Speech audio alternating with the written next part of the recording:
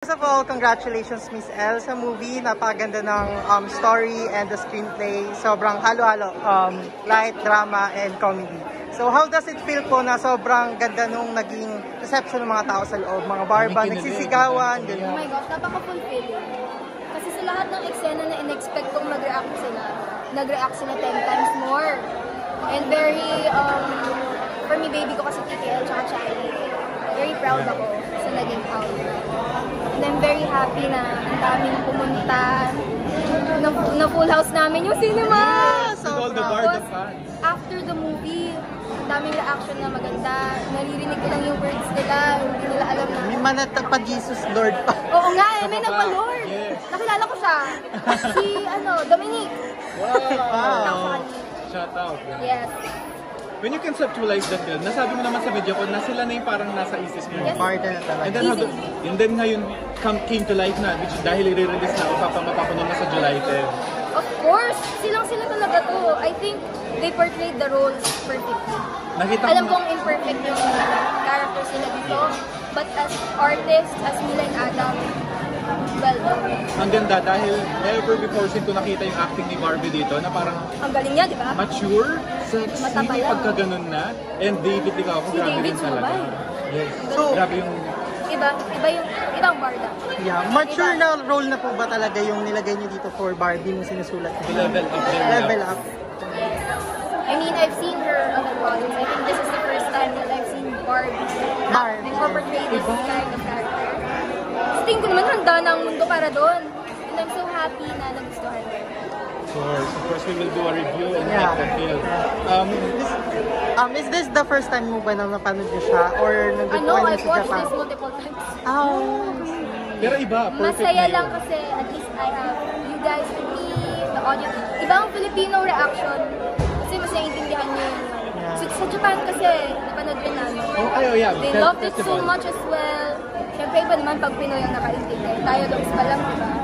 And ang question ko lang po, nung nabanggit niyo po nung media ko, nung sinusulat niyo po tong story na That Kind of Love, Barda na po agad yung nasa isip niyo. And nakilala po yung Barda sa teleserye nila, Maria Clara Ibarra. Yes, hindi sila nakilala.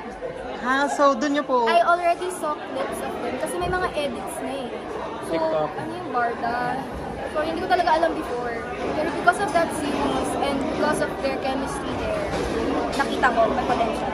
Yun. Very big potential. And ayun po, nabanggit ko yun kasi po ngayon, sikat na sikat din ang Kim Pao, which is What's Wrong with Secretary Kim and Linda. You heard nga, that very fever? successful lang ano nila. Series. Good for Series. them. Actually, kahit na Korean adaptation ng What's Wrong with Secretary Kim, I think they executed the series well. Good for Kim Pao. Any parang plans na sana may masulat ka? Masulat and then ka sila for yung them? perfect? For them, Yeah, na, may naisip ka din like nung nagawa mo sa abangan Barda. nyo. Malay nyo. You never know. Pero I'm very open for all artists, lalo na kapag Filipinos. Kasi yun naman ang go-to for the Filipino films to be celebrated, to be supported, and mabalik natin yung pagmamahal natin sa pelikula. Can I just say na yung romantic comedy talagang napakita talaga ng That Kind of Love? Thank you.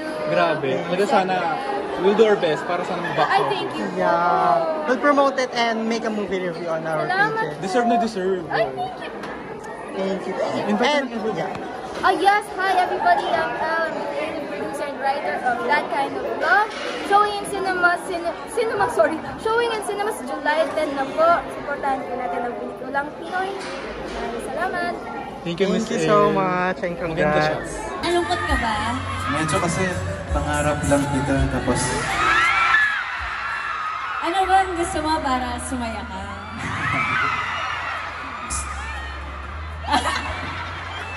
Hindi na ako nagsasalita dito sa kilig. Bahala na kayo dalawa siya.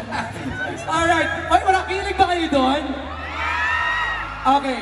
We're about to do a game, pero ewan ko kung napapanood niyo yung interview ko lagi kay Kim and Pao. I always ask them to pick questions. So, hindi ko na i-gatekeep. Meron akong questions ulit dito. Let's give them one. Kaya pala isa lang yung pinasagot mo sa amin kanina. Kimi, pick a question na tatanungin mo kay Pao. Okay. Eto na lang. Go ahead. The question is, now that, isa-isa. Now that nakilala mo na ako, ano ba to? Would you ever go, nakakahiya! Ayoko nga! Ako na. Now that... Next question. Next question. Sige. Nahihiya si Kim eh. Ayoko, pag lalaki. Ayan. Kung manonominate tayo, sa Best Kiss category, sa tingin mo, mananalo tayo and why? Grabe naman! Uy, grabe naman yung sample. Yun naman ang grabe. Sino bang kalaban? Si Juliana daw, tsaka Victor yung Ayun din pala. Mananalo si Sec Kim tsaka si BMC compared kay Juliana at Victor. Yeah! Mananalo sila. Kasi nakailang practice sila eh. Pao, your turn. Sa lahat ng eksena, Okay, pili tayo ng mga fans na gustong sumali. Okay, let's go! Alright, what's your name? Banji, let's go! Si Kim, hulaan mo yung sasabihin ni Kim. I-lip read mo na ha, i-lip read mo. Ready? Go! Copy po! Very good! Next naman, dito, sa'yo to. What's your name? Maya, si Paolo naman ang huhulaan mo. Okay, ready? Go! Hello, Melo.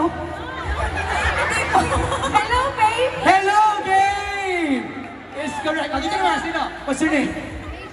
AJ! Kim? Ready ka na, Kim? Next word. Ready? Go!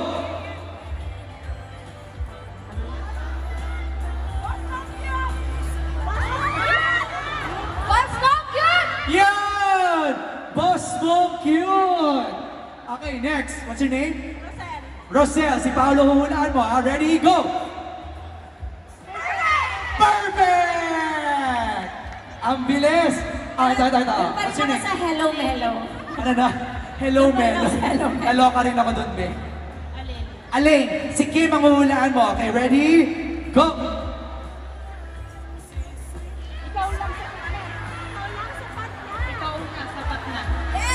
Ikaw lang sapat na. Yan! Ikaw lang sapat na. Dito sa harap. Okay, what's your name? Juanito. Si Paolo ang huhulaan mo. Okay, ready? Go!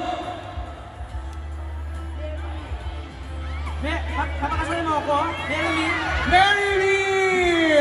dapat yes na lang sinagot mo. Here, inside up. Ate, what's your name? Noemi, okay, hulaan mo si Kim. Ako medyo mahirap-hirap na Noemi. Go!